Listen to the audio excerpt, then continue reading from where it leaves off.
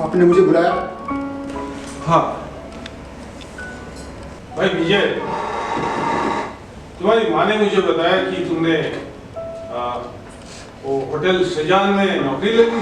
जी हाँ। कमाल करते हो भाई, अगर खुद नहीं समझते हो तो कम से कम पूछ लिया करो। जानते भी हो वो होटल किसके है? जी, केडी नारंग। और ये भी जानते हो वो किस किस्म के आदमी है? स्मगलर है, बहुत बड़ा स्मगलर है। और न जाने उनको ऐसे ही और कितने गैर कानूनी धंधे हैं, और आप नौकरी करने पहुंच गए। मैं उसके होटल में नौकरी कर रहा हूँ, और होटल तो कोई गैर कानूनी बिजनेस नहीं। बेहतर होगा कि आप मुझे ये सब बातें ना समझाएं। मुझे अच्छी तरह से पता है कि इस तरह का होटल में कौन कौन सी जुर्म करते हैं। कोई जरूरत नहीं ऐसे जगह पे नौकरी करने की। ऐसा कोई बिजनेस नहीं जहाँ कुछ ना कुछ बेईमानी ना होती, ये तो आप भी जानते हैं। और ये हिसाब से तो मैं कहीं नौकरी कर ही नहीं सकता। मैं होटल में काम कर रहा हूँ, अब उसका मालिक दुश्मनी करता है, चोरी करता है, डाके डालता है, तो डाले, मुझे क्या फर्क पड़ता है? मगर मुझे फर्क पड़ता है। चारों तरफ लोग यही कहेंगे ना कि डीसीपी साहब का लड़का वो स्मगलर के वहां काम करते हैं, और ये सब बातें मुझे सुनना पड़ेगा। और लोग कहें या ना कहें, जो बात गलत है वो बात गलत है। तो सारी जिंदगी बेरोजगार हो?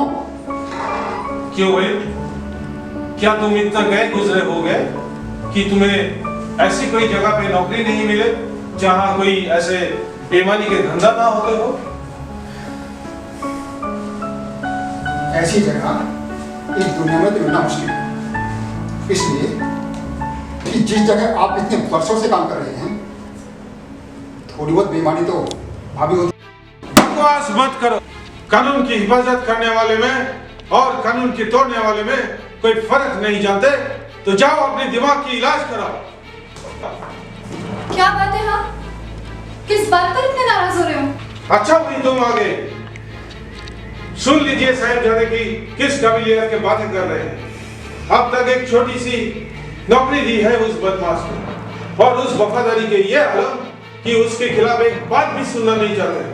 कल वो कोई छोटा मोटा एहसान कर देगा तो तुम तो उसे बाप से भी बढ़कर मानोगे। उसका तो बहुत बड़ा एहसान है मुझ पर, क्योंकि उस बदमाश ने मेरी जिंदगी उस वक्त बचाई थी जब मेरे अपने बाप ने अपने कानून के लिए मेरी जिंदगी बचाने से इनकार कर दिया था। विजय, होश में आकर बात करो बदतमीज।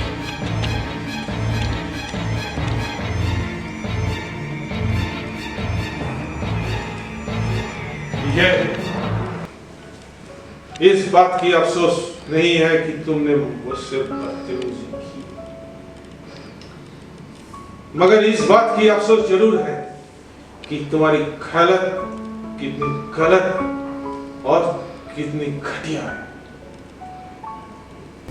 आप मेरे बात सुनो। अरे जाने दीजिए ना। शीतल, जब मैं बोल रहा हूं तो बीच में बोला मत करो।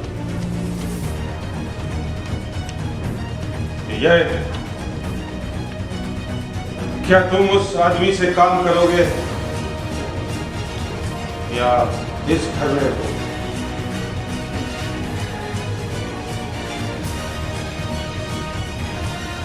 मैं इस घर से जा रहा हूं।